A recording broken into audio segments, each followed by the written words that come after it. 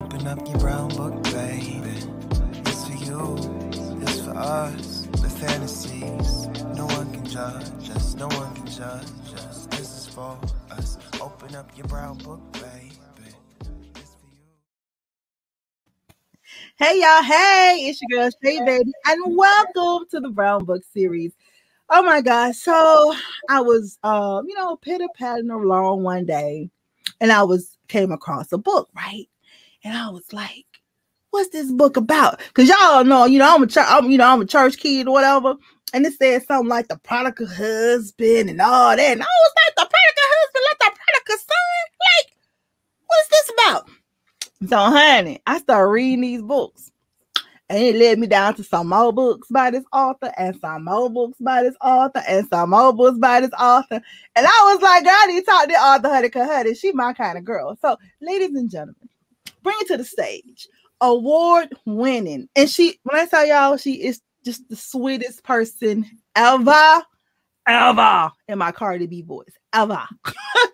Ladies and gentlemen, welcome to the stage. Award-winning author, Miss, look, not Jacquelin, but Miss Jacquelin Thomas. Hi, Miss Jackie.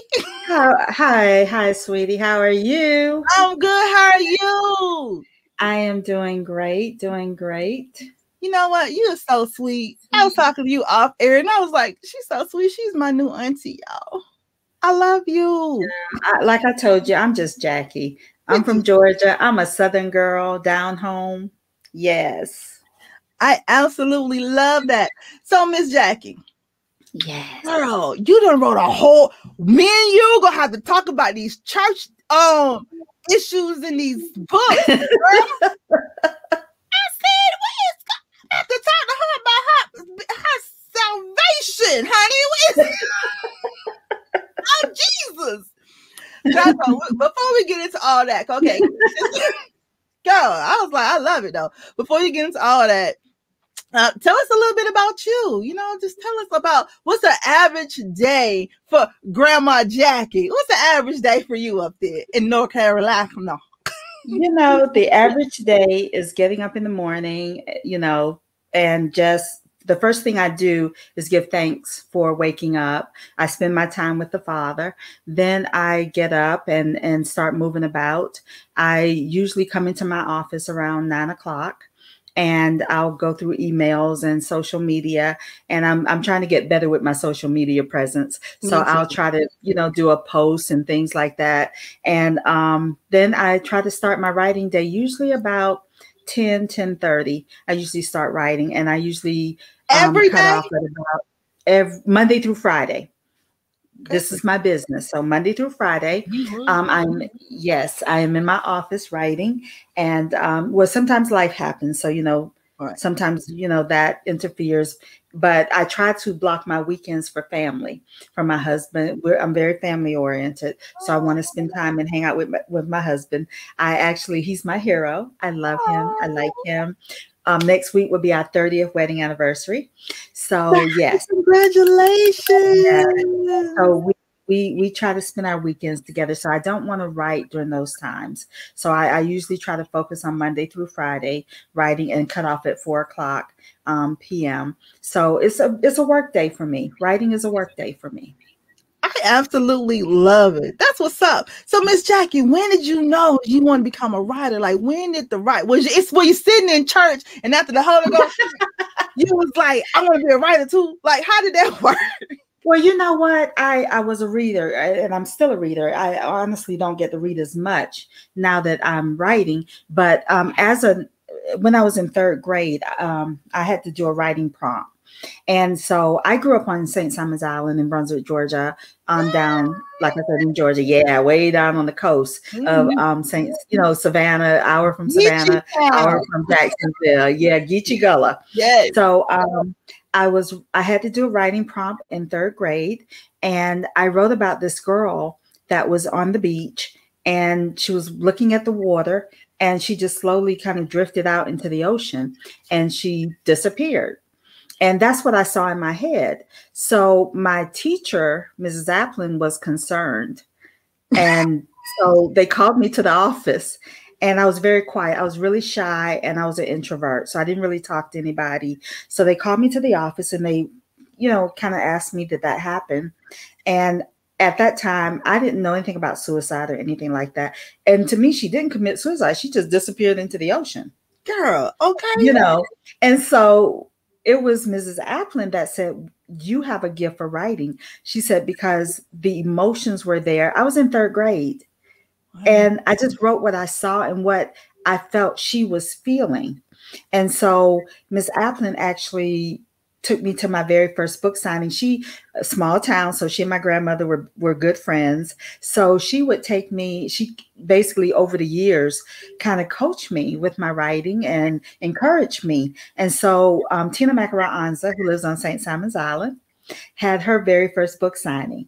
And I got to go with Mrs. Applin and to meet Tina. And she encouraged me, and of course, she instantly became my hero. Yeah. And I wanted to be like Tina Makara Anza. Our writing style is nothing alike, but I saw a woman of color doing what I wanted to do. Right. And so she inspired me. And so Mrs. Applin actually lived long enough to attend my very first book signing. Oh my God, that is so sweet. Now, your first book signing, did it take place in Georgia? It did. And Brenda Jackson was there and Carmen Green. Oh. Yeah, it was really nice. That was my very first book signing in my local hometown. They did a whole write-up on the front page of the paper and all that kind of stuff. They made me feel really special. And it was really good. But basically, I just knew that writing was in my blood because, again, I was shy. I was an introvert, so I didn't talk to people. At some point there was some bullying, but what people soon realized, even though I didn't talk, I would fight. See? And so I kind of started every fight I was in. But quickly, that settled that. So I wrote my first book at 16 after my first boyfriend dumped me for my best friend. And I went home and I killed him. Yeah, I killed him and I cut him in 8 pieces. And then I buried him all over New York. Yes. So after my quest for revenge was fulfilled, I realized this was something I really loved. And so I remember when I graduated high school, I told my grandmother, I was raised by my grandmother, and I'm like, I'm going to be a writer. And she's like, no, you're going to get a real degree. So, I got my degree. I got a degree in interior design. Then I decided to go back to school and get a degree in business management. And I worked in corporate America. I've worked as a paralegal, as a buyer for a department store, as a counselor, because I also got a degree in psychology. And then I went back and got a master's in legal studies and a master's in psychology. So I went to school a lot trying to find what it is I really wanted to do. Right. And nothing satisfied me but writing. So it wasn't until I was 35 and pregnant with my 3rd child and on bed rest and was like, I really don't want to go back to corporate America after I have my baby. I want to write. And so I told my husband, I want to write. And he said, well, do it. And that's all it took. And after that, I went to my first meeting, which was with RWA. And I started with romance because, again, I was an avid reader and my mother read Harlequin romances. And so when I ran out of books to read, I would sneak her books, and I had it down to a science where I could read them and not bend the pages so she would know, because I read faster than her.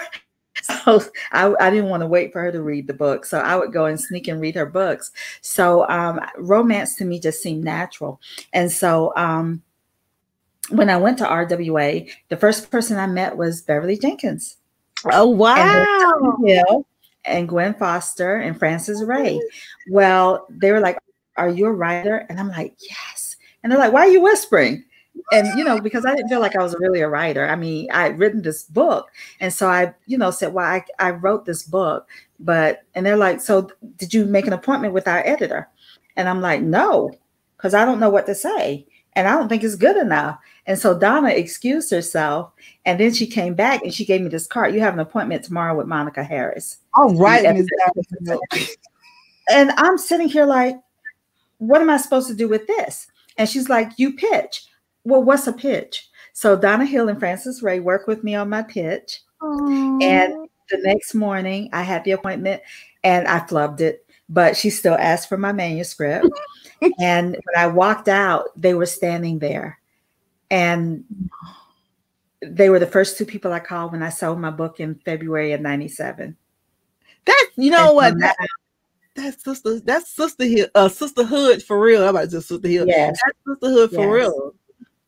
The other thing that they did, once I told them I sold, Gwen Foster, Frances Ray, Donna Hill, they all sent me a spread, because back then we had spreadsheets, Excel spreadsheets of our book clubs. And so I had no book clubs because nobody knew who I was.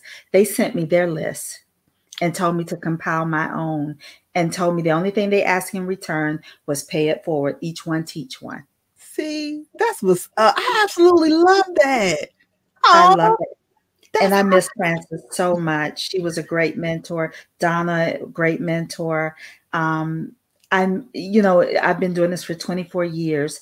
And what I miss most is that sisterhood that we had. Mm-hmm. We would all pinch our pennies and put it together to place ads together. And I don't really see that now. And I would love to see that again. I would love to see where we don't consider each other competition, that we're in this together, and that there's room for all of us, because all of our styles are so different. And so all readers are not going to like my work. I'm aware of that. But you may not like me, but you may like Brenda Jackson. Yeah. You may like Donna Hill. Right. And so that's the way I view the industry, and that's the way I am. People will tell you I work and I mentor people, and I believe, and I'm still paying it forward. Each one teach one.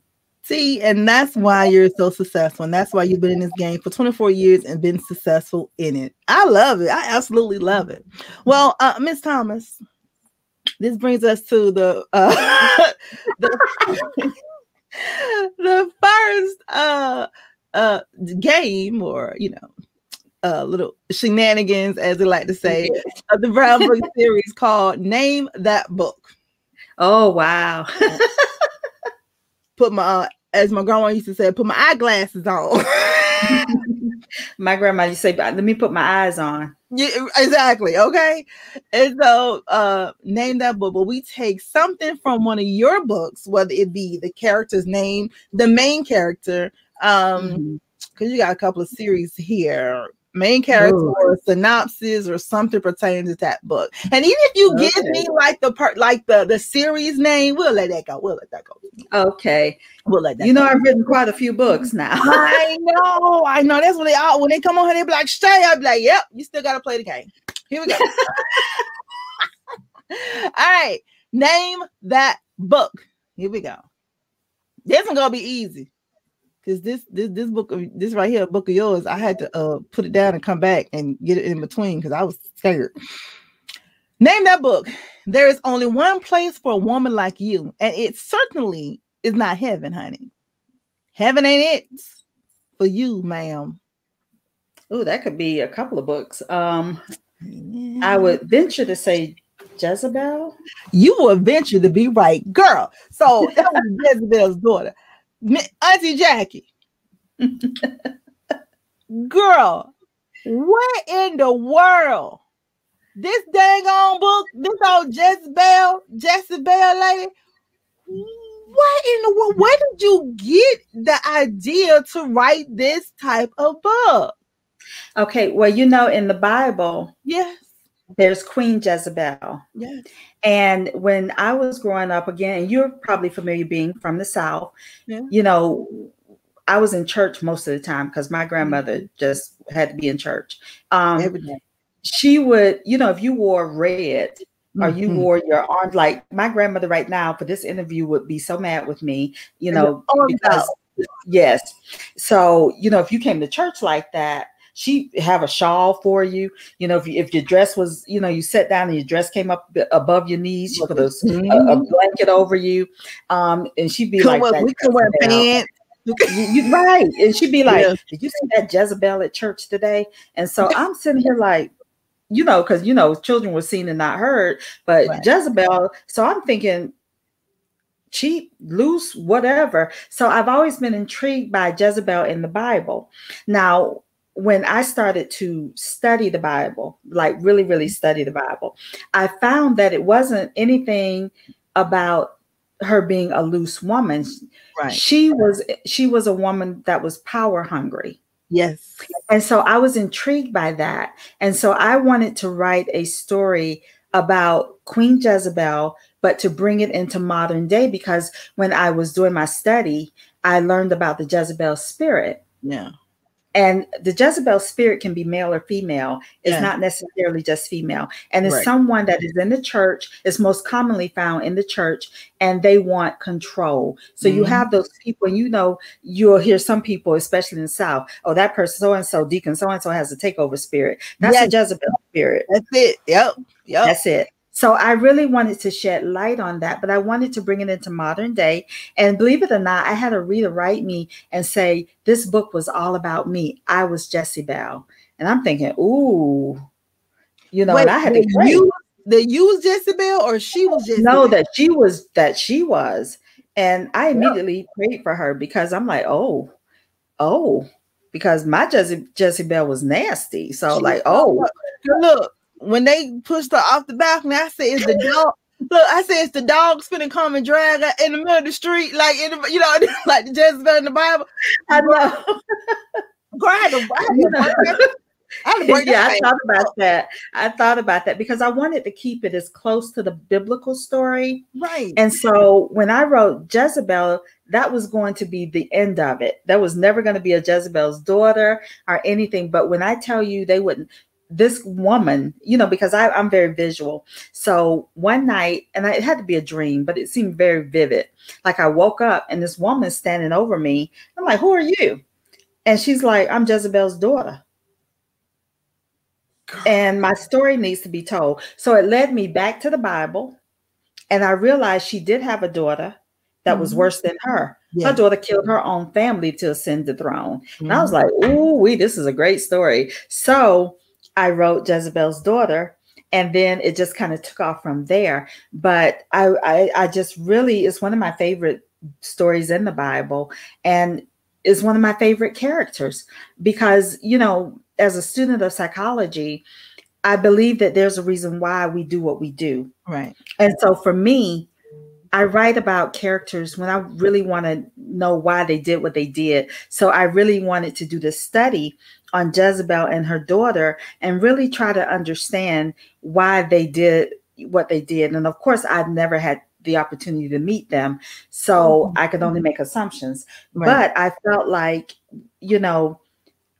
there was a lot of narcissism.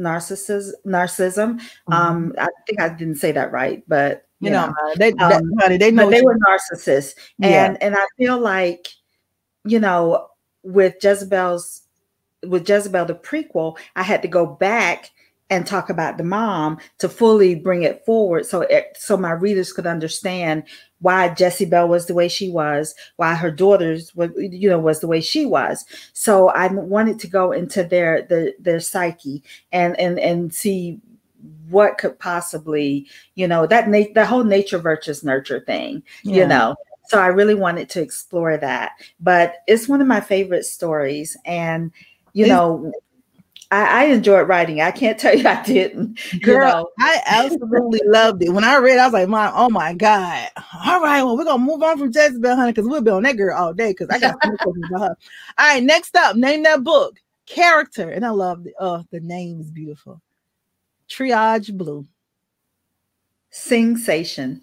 I was like, now, I have to tell you, I got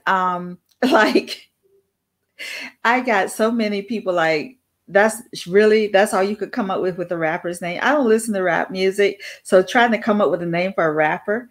And I'm like, all the good ones seem to be taken. So true. It's not like a jazz singer though. It's not like a jazz singer, but I love the name Triage. Tell them to come up with their own name. Okay. Well, he worked in the hospital, so that's where it came from. He worked in the hospital. Right, exactly. All right, name that book. All right, here's a passage. Babe, it's just a book signing. It's not like you're going to meet the president. Poison Pen. Look, girl, you're doing good with these old naming that books, honey. Let me tell you. All right, okay then. Here we go. Name that book. Character. You're definitely gonna get this one. Mona Taylor. Oh gosh. Mona Taylor. Is that Hidden Blessings? Auntie Jackie. No. Oh. Wow. We went to the beginning. Yes, you did all the way. And Mona Taylor, what I thought about was the movie, because that was one of the ones that they made into a TV movie. Mm-hmm. And I remember the character Mona. And when I saw the name Mona Taylor, I saw her. And that's why I'm like, Hidden Blessings? Because, you know, it's been a long time ago. But Hidden Blessings, yes. I was like, okay, then, Miss somebody go way back and trip her up a little bit. But girl, we couldn't trip you up, girl. So they made Hidden Blessings into a movie, right? Did you? Yes. Did you? Because that was one of the BET movies, correct? Yes, and you know there was a lot of controversy around that. I actually liked the movie that they did, because it featured Kim Fields, Cinda Williams, and Mark Gomes. I liked the actors. I just felt it had nothing to do with my book. It had absolutely nothing to do with my book. And, you know, I wasn't disappointed, because I didn't even expect Hidden Blessings to be anything but a book. I mean, I was surprised that when Monica bought it, I was surprised that they wanted to make it into a movie. So, but what I learned, you know, because I also, even though I would have loved to have seen my story come to life, right, I realized I'd given away half my movie rights. And so I talked it over with my agent, and what we decided, we fight for my movie rights going forward. Right. So it was a teachable moment for me, but I liked the storyline that they had. It just had nothing to do with my book. And so I tend to choose my battles. And that was not a battle I felt like any of us were going to win with BET Books. Got you. But at the end of the day, you ain't gonna win it anyway. So yeah. So all right. So I mean, I was fine with it. It was a great movie. Okay. All right. Next up, name that book. He's a courageous man, but can he rescue himself? Ooh, that could be several, but I'm thinking A Family for the Firefighter. A Family for the Firefighter. Your latest release. It was just released last month. Oh my God. So it's my baby. Yes, it is. Without giving us a spoiler, can you tell us a little more about this latest release, A Family for the Firefighter?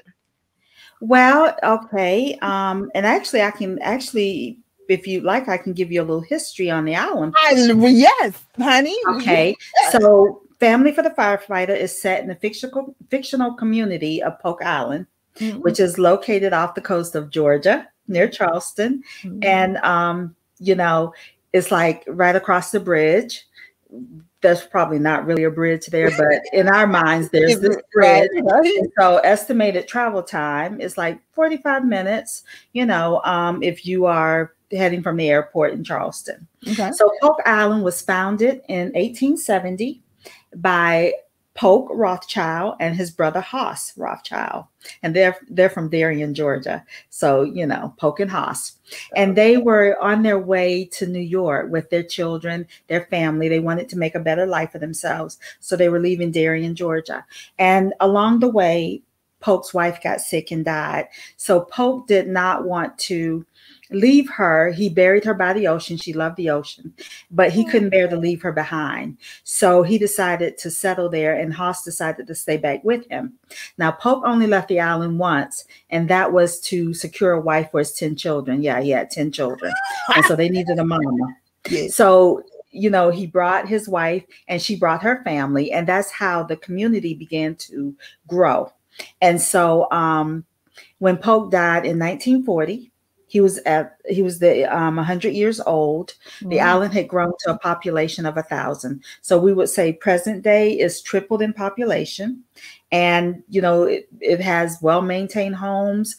There's a little area on Polk Island that, you know, for the wealthy.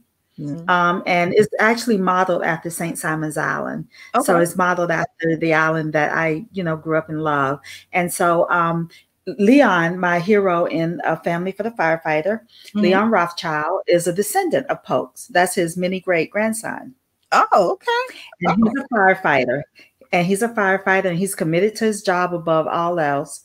He is a widower. He lost his wife and his child 2 years prior to the book opening.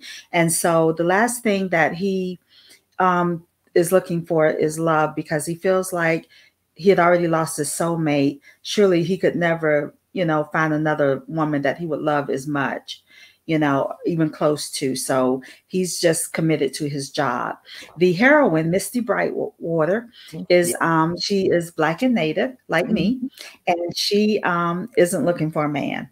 She feels like she has the worst taste of men, for men, and she just really wants to focus on raising her daughter and working toward her goal of owning her own bakery. She has recently moved to Polk Island when the story opens.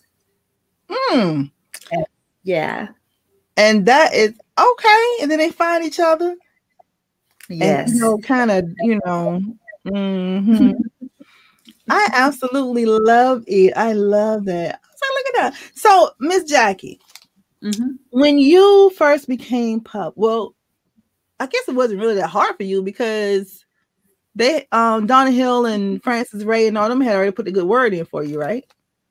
Well, Donna made the appointment. I don't know if she ever said anything to Monica, because they had never even read anything I had written. I mean, Donna and Francis, and I mean, they just took it on faith that I was a writer. And, it still amazes me. It still amazes me. To me, it's truly a God thing. And he put those ladies in my life, because they had not read. Now, Donna does have my manuscript, and she still brags to this day. She has an original manuscript of Hidden Blessings, because after I submitted it, she did ask me to send it to her. And she told me, she said, "Oh yeah, Monica's going to buy this." And I'm thinking, oh, she's just being really nice, Right. But no, Monica was like, "Give me that, give me that." Yes. And so, yes. So it was fairly simple. I did receive 5 rejections, however, because I did submit it to other houses. Okay. And so it wasn't, but it wasn't what some people, it wasn't a struggle. I can't even say it when they made the offer for the books, I didn't tell people right away, because I kept waiting for them to call back and say, "Oh, that was a mistake. We didn't mean to call you and make that offer." And then I'd only written 1 book, and I'm thinking they gave me a 2-book contract. I don't even have another book. So I was trying not to panic over that. But it wasn't real for me until I saw my first book come out. And that's when it became very real. Oh my God, I absolutely love that. That is so freaking hot. And then you've won all these freaking awards. And okay, so I'm always amazed. I guess I would say one of the highlights of my career was being nominated for an NAACP Image Award.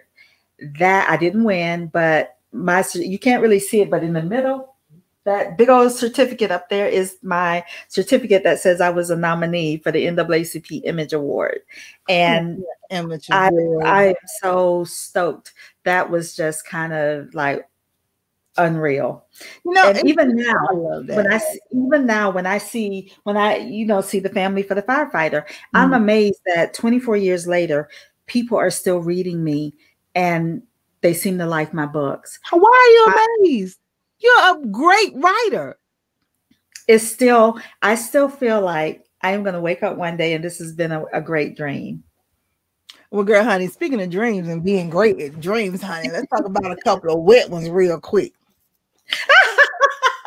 So this brings us to the next segment in the Brown Book series called Who Would You Rather? Oh, yes, baby. Well, we take the heroes from your books, we pit them against each other, and you let us know which one you want to pow. One night only. We ain't trying to get married. We want to lose all our religion on that man. I'm talking about open your mouth and say, yes, Lord. That's what we want right there. All right. So you ready? Yes. You got to tell us why. Okay. Who'd you rather? August the Grand Prix or Landon Trent? Oh, that's a hard one. Mm-hmm, girl, that's what we want to do. That's a hard one. You know, that's a hard one right there. Look, well, which one you want to get the hard on with? Which one? Okay, in case my husband sees this. So if I wasn't married. If you wasn't married, tell me this is all make-believe. This make-believe. Yeah, this is make-believe because I'll never meet them. I created them. Exactly. But I did see them in my dreams. How about that? And you wrote about them real good. Yes. Mm-hmm. Yes. I would have to maybe, that's a hard one. That's not fair. No. Because I love them both. I would have to say Landon, and I'll tell you why. Because I love the way that he went after what he wanted. Yeah. This woman wanted to divorce him. Mm-hmm. And he had the paperwork and he didn't send it in. Mm-hmm. And then the bold way in which he came back into her life and was like, oh, you're engaged, but you're still married. You're married, sweetie. And that was just sexy to me. It was sexy to me too. I said, all right. Yeah. He know good dang on well he didn't divorce this dang on lady. And he could have told her at any time. He could have, but she loved him. She didn't really want to marry the other guy. No, he was a jerk. It was just our first love. Okay, so we're gonna go with Landon. Okay, then. All right, cool. Next up. Who would you rather? Ari Alexander or Ryan Manning? Oh, Ari all day. It was Ari all day for me too. You know. Ryan, yes. But all right. All right, Ari all day. And I think for me, he was so broken but he was so filled with love. Mm-hmm. And I think for me, you just want to fix him. That's it. You know, you just want to fix him. You just want to heal his broken heart. So it's Ari all day. All right, Ari. All right, last up. Who'd you rather? I'm going to mess with this man's name. Harini Samuels or Leon Rothschild? Well, Harini actually is a woman. It's a woman, I know. So definitely Leon. Okay. Definitely Leon, because Harini was crazy. Listen, it's so funny that you said that. I was like, she gonna catch this because someone hit me up not too long ago. Of course, I ain't gonna tell who it was. They was like, Shay, why? You know how a person don't want to go different ways? What made you think? Exactly. I said, well, you know what? I don't want to offend, so let me just. Oh no, I'm not offended at all. But she was crazy. She was crazy. Maybe she was crazy. You know, Leon. I had to pick which author I was gonna sneak it in on. I'm gonna do it with Auntie Jess. Oh yeah, I have a great sense of humor. You don't have to worry about that. Okay. Leon was again one of those. He was an Ari, even though they're totally different. They're actually polar opposites, but they have that in common in that they're both widowers and that they were devastated by the loss of those loves. Because they were the loves of their life. And it just begs the question, when you have the love of your life, because for me right now, my husband is the absolute love of my life. I cannot imagine that there's anybody better or greater, or that I would feel anything for anybody else. Oh my God. I bet my husband wish I felt that way. Okay, we're going to have to talk offline. We're going to talk offline. Other people be talking about how you talking about your husband. My husband be like, man, she ain't going to help me. But look, boy, I said I do. Leave me alone. Yeah. And my husband is my best friend. He is my best friend and he's my rock. And so, yeah. Oh, that's what's up. Okay, we couldn't trick Auntie. Auntie said she's strictly dickly, honey. Give her some. I'm sure. I know that right. Okay, author's moments. What's your most urgent priority for the rest of the year? Probably the 3 books I have to write. This year? Yes. I am finishing up one book that I am independently publishing, which is part of the Prodigal Husband series, because it's Prodigal Husband, Defining Moments, and Unexpected Serenity. So I'm finishing up Unexpected Serenity, which is coming out in September. I am also writing my first suspense, a cold case suspense for Love Inspired. Yes, I am now in the writing suspense. I have a contract for 3 suspense books. So I'm starting to write those. And then of course, my Harlequin Heartwarming. So that is so freaking cool. All right, Miss Suspense Writer. I'm into that. I'm all into okay. Yes, I get to kill people. Girl. Don't I'm talking about. It's the best kind. It's so funny you said the Prodigal Husband, because that book right there was, honey, Miss Sheila Moore. I wanted you to kill her off. But I'm glad that she, you know what I'm saying, came to her senses. Well, Unexpected Serenity completes Sheila Moore and Nicholas. So, oh, okay, girl. Yeah, you have to send me a copy of that because I need to know. I will. I will definitely. You will definitely get a copy, honey, because Miss Sheila had a Jezebel spirit. Okay, she had some issues, and you know, for me, I feel like everybody deserves a chance. And she was another character that would not leave me alone. And so I needed to finish this series for her. And I needed to. Well, you know, yeah. I mean, you know, sometimes we just, you know, anyway. Yeah, we're extra. Okay, I got you. Okay, moving on. Yeah. Author's moments. In being a novelist, what did you learn a little too late? That as introverted as I am, that had I known when I got published that I would have to do interviews and things like this, that I would have published under anonymous. Really? Yes. But you're so great at interviews. Well, thank you, because let me just transparency moment. Yes. I'll be sick after this. Public speaking, all of that, I get through it, but then I get sick. But see, I believe that you be scared and you do it anyway. Yes. And so, you in it, you're relaxing and you just chilling. You know what I'm saying? It's like you maybe I'm a good actress, huh? Girl, I'm telling you, you just sit here talking to your niece. I'm telling you, after this, you're gonna be like, I just got the phone shut. That's how you gonna feel. Yes. Next time we'll bring drinks. Yeah. I'm with that. Okay, cool. All right. Author's moments. If you could have tea with one fictional character, who would it be? One of yours and one of someone else's. Okay. I would have to say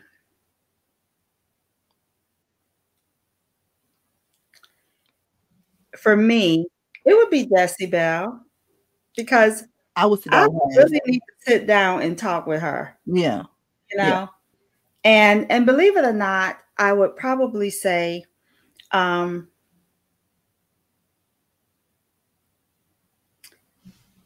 there's a few people, but there's a book, and it was published, I think, in 1965.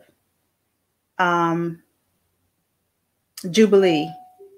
And right now the author's name escapes me, but it's one of my favorite books, and it deals with slavery. And it starts with a young girl. I think her name was Very, but I've always been intrigued by her and what she endured in this book, in Jubilee. And so that is a book that I still reread, you know. And there's also Tracy Price Thompson. She wrote a book, A Woman's Worth. And the character escapes my name, but she had to endure female circumcision. And it talked about how it affected her psychologically. It's a great book. If you have not read it, please read A Woman's Worth. It was a great book, but I would love to have tea with that character, because just, I can't even imagine, you know, but it led her to make certain choices in her life on that. So it just shows, even though it was a tradition in in Africa where she was from, it left a long-term effect on her that could be viewed kind of as negative. Right. I get that. And again, I'm always into the psychology of why people behave the way they behave. So I would say those would be my characters. Yeah, because everybody just damn crazy. Something happened to these people. Yes. All right. Yes. Author's moments. If you could sit down with your 15-year-old self, what would you tell her? I would tell her, because 15 was, I would tell her to just have faith and don't let anybody steal your joy, because you give power to people. And, we don't sometimes realize the power that we give to others. And I didn't realize it until I was 30. And so I would go back and tell my 15-year-old self, forgiveness is for you. It's not for the other person. Yeah. Because that will hold you in bondage. While you're waiting on someone to apologize for what they've done to you, while you're waiting for someone to actually own their mess, you can't. You have to live your life. So that's what I would tell my 15-year-old self. Absolutely wonderful. All right, cool. Author's moments. What would your pen name be? I've never ever considered a pen name. But my father is Native American. So he used to call me Silent Thunder. Oh. So maybe that would be my pen name. I like that though. Silent Thunder. Why he called you that, girl? Because he said, that even though I didn't say a whole lot, that, I could go from 0 to 100 like that. And he was like, you seem so fragile and so timid until you get mad. Yeah. And then you like a thug. And he used to always tell me, we're going to thug it out. We're going to thug it out. Or what we going to do? We're going to thug it out. I absolutely love that. Okay, one last thing. Author's moments. If you could, if you could master any instrument on earth, what would it be? Like musical instrument? Or anything? Anything. Could be musical, could be anything, I've always wanted to play the sax because I think it's so sexy. Girl, let me tell you something. So if I could master the saxophone, girl. If I could play the saxophone, I'm glad I couldn't play. I probably would have been a hoe. I would have been Cause I'm telling you, I've been playing that sax. And now I was just thinking I'd be really sexy, but you took it all the way. Girl, I'd be too sexy. No men would be coming at me, no men and the women, girl. I'd be just sitting there playing, baby.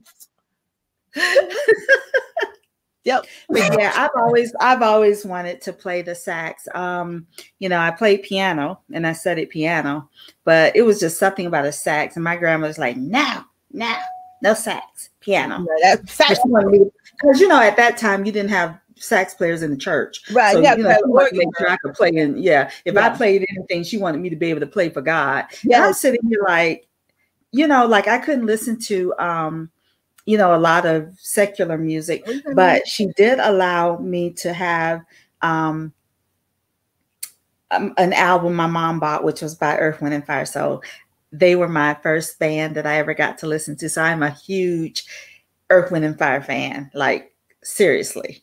Girl. Like right now, I'm trying to get tickets to their Vegas show. See, how about this fall. We know what we couldn't listen to anything. The closest to, I guess, secular we could listen to back then was the Stapler Singers. Oh yeah, see, yeah, Yeah, but they yeah. I start out know gospel. them. Yeah, Yeah. we can listen to them. But then when I used to go to my auntie house, honey. And honey, she used to have the Whitney Houston had just came out. You give good love. Girl, I used to be over that second that get good love. Honey, so yeah, we were the same, we were raised the same way, couldn't wear pants, I'm Yeah. solid girl, couldn't do none of that stuff. We was in church from Sunday morning until late Yes. Saturday night.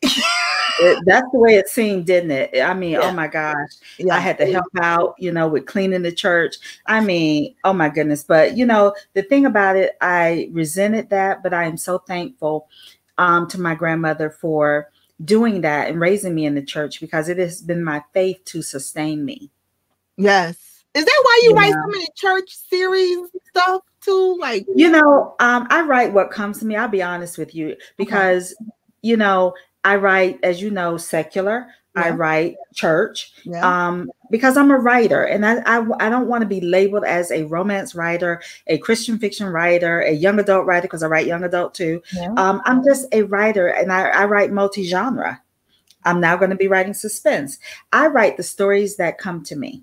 I love it. All right, cool. And so whatever it is, I write it. I just try to keep it within perspective of my faith, and that I keep it clean, because again, at one point my mama was reading my books. At one point my grandma was reading, and I remember in Hidden Blessings, my grandmother she said, she wrapped her thighs. She said, she looked at me, she said, well, if you got to write it like that. And I was like, oh my gosh. But it was when my pastor asked, could he read one? And I was like, oh.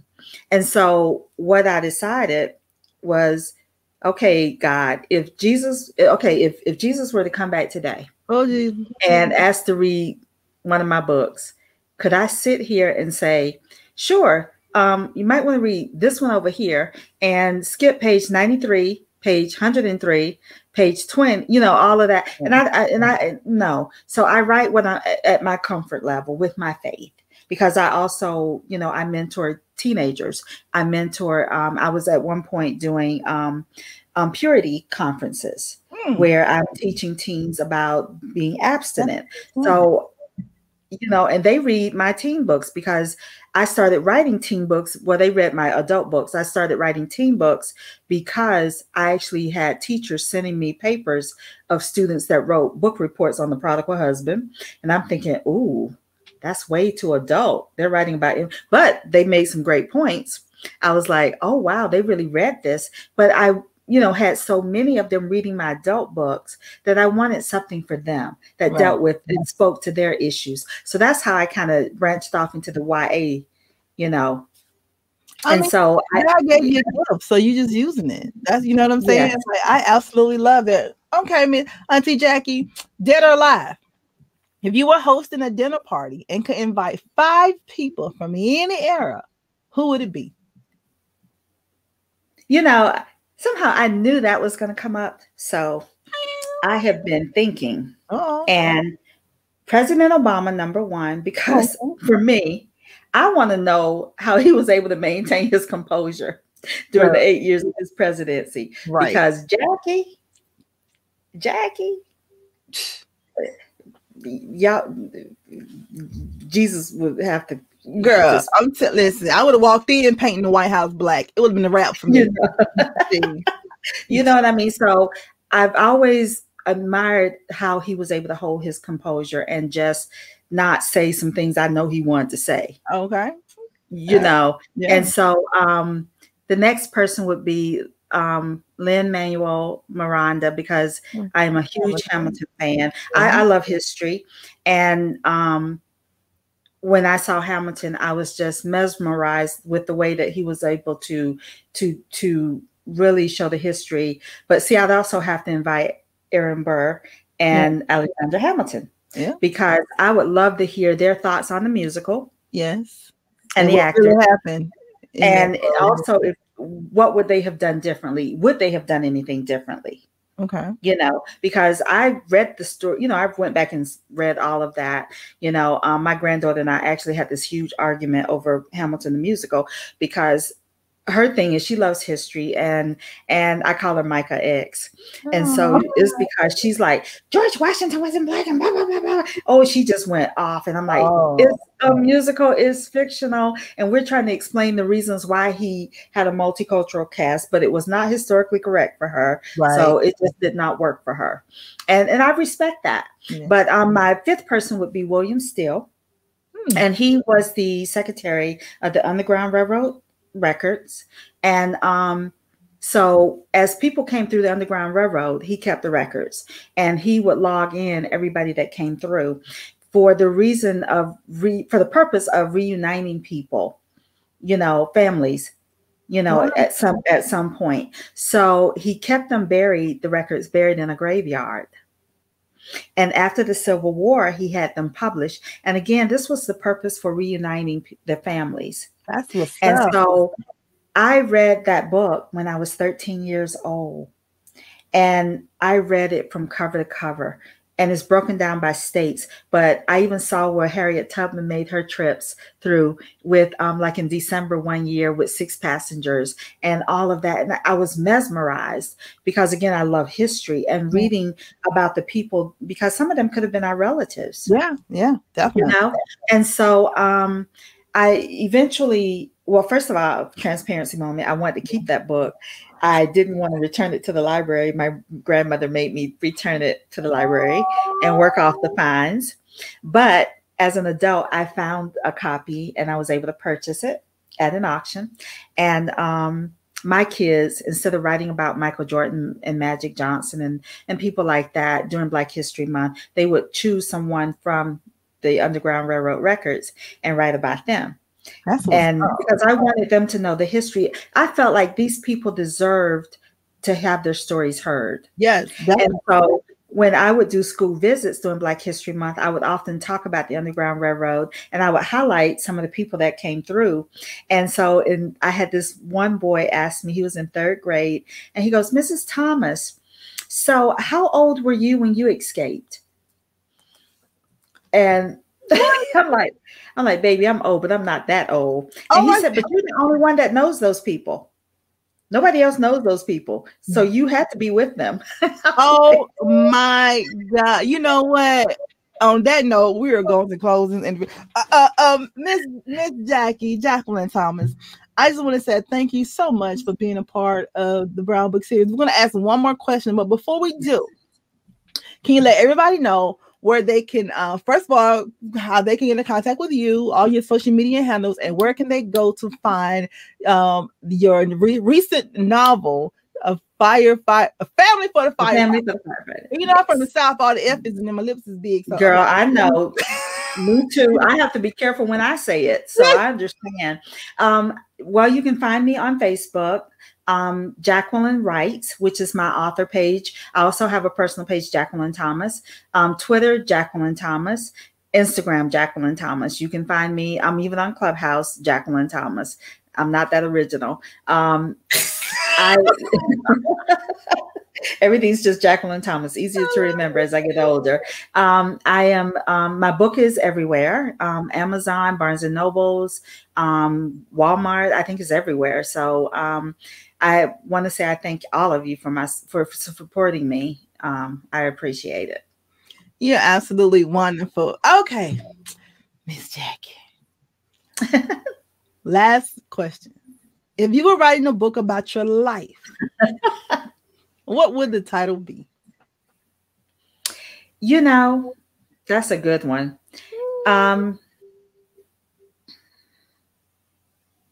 At one point, I would probably have said broken. But today, I can truly say blessed. Yes. Oh, I love it. From broken to blessed. My God. Yes. Isn't that wonderful? Oh. That's my testimony. I absolutely love it. Thank you so much for joining us. Everybody, please give a round of applause for award-winning national bestseller author, Miss Jacquelin Thomas. Thank you so much, Miss Jackie. Thank you. Thank you. All right, hold 1 second for me. Okay. All right, Brown Bookers, if you love the interview, and I know that you did, please, you know what to do. Like and subscribe.